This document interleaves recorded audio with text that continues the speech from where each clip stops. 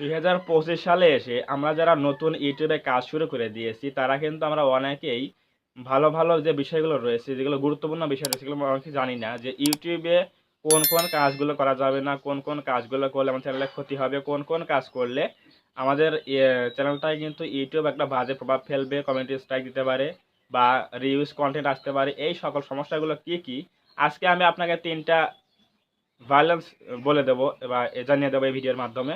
অবশ্যই আপনি যদি একজন নতুন ইউটিউবার হয়ে থাকেন তাহলে এই ভিডিওটা প্রথম থেকে শেষ পর্যন্ত দেখবেন, তাহলে এই যে 3টা যে ভায়োলেন্স রয়েছে ইউটিউবে, মারাত্মক ভায়োলেন্স, এটা কিন্তু আমি এই ভিডিওতে তুলে ধরবো।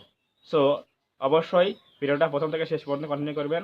আমরা এখন যাচ্ছি মূল আলোচনা। সো নাম্বার 1-এ যে ভায়োলেন্সটা করে থাকে নতুন ইউটিউবাররা, সেটা হচ্ছে রিইউজ কন্টেন্ট। সো রিইউজ কন্টেন্টটা হচ্ছে, এর বাংলা হচ্ছে পুনরায় ব্যবহারকৃত ভিডিও। 3টা ভুলের মধ্যে নাম্বার 1 যেটা বললাম, রিইউজ কন্টেন্ট। তো রিইউজ কন্টেন্টটা হচ্ছে এমন একটা জিনিস যেটা আপনার অন্যের জিনিস আপনি ব্যবহার করবেন, তো সেই ব্যবহার করার অপরাধে কিন্তু ওই যে ভিডিও বা ফটো বা অডিও যারই হোক না কেন, যে মালিক রয়েছে ওই ব্যক্তি কিন্তু আপনার চ্যানেলের মধ্যে কিন্তু একটা স্ট্রাইক দিতে পারে।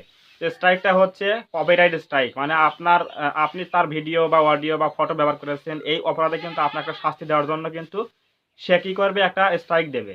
এই স্ট্রাইকটা কিন্তু প্রথমে ইউটিউবের কাছে যাবে, ইউটিউব কিন্তু আবার আপনার চ্যানেলের মধ্যে একটা স্ট্রাইক দেবে। এভাবে কিন্তু পর 3টা স্ট্রাইক করলে কিন্তু আপনার চ্যানেলটা কিন্তু ডিলিট হয়ে যাবে ইউটিউব থেকে অটোমেটিক।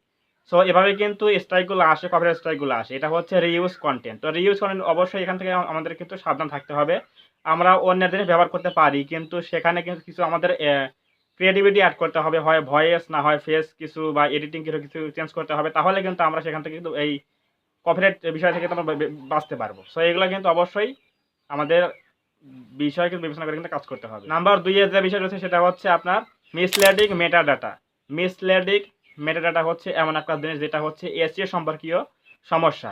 আমরা অনেকেই ভিডিও তৈরি করে থাকি হচ্ছে ইউটিউব সম্পর্কে, কিন্তু টাইটেল ট্যাগ ডেসক্রিপশনে লিখে দেই হচ্ছে ফেসবুক সম্পর্কে বা অন্যান্য প্ল্যাটফর্ম সম্পর্কে।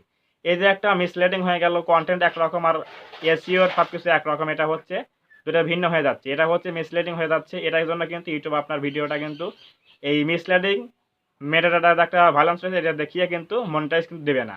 যখন আপনি মনিটাইজেশনে অ্যাপ্লাই করবেন তখন কিন্তু মনিটাইজেশন পাবেন না এই সমস্যার জন্য। এটা হচ্ছে 2 নাম্বার প্রবলেম। নিউ চ্যানেলে কিন্তু এগুলো করে থাকে, অবশ্যই এগুলো থেকে বিরত থাকবেন। নাম্বার 3-এ যেটা আছে সেটা হচ্ছে আপনার স্প্যাম কমেন্ট করা। চ্যানেলের মধ্যে গ্রো না হওয়ার একটা কারণ হচ্ছে স্প্যাম কমেন্ট করা। আমরা অনেকেই কি করি, সাবস্ক্রাইবার বানানোর জন্য কিন্তু পাগল হয়ে যাই, সাবস্ক্রাইবার কেন বাড়ে না, অনেকদিন কাজ করে সাবস্ক্রাইবার কেন বাড়ে না, কেন চ্যানেলটা গ্রো করে না। এর জন্য কিন্তু অন্যের ভিডিওর নিচে গিয়ে আমরা কমেন্ট করি, ঠিক আছে, কিন্তু আমরা স্প্যাম কমেন্ট করি।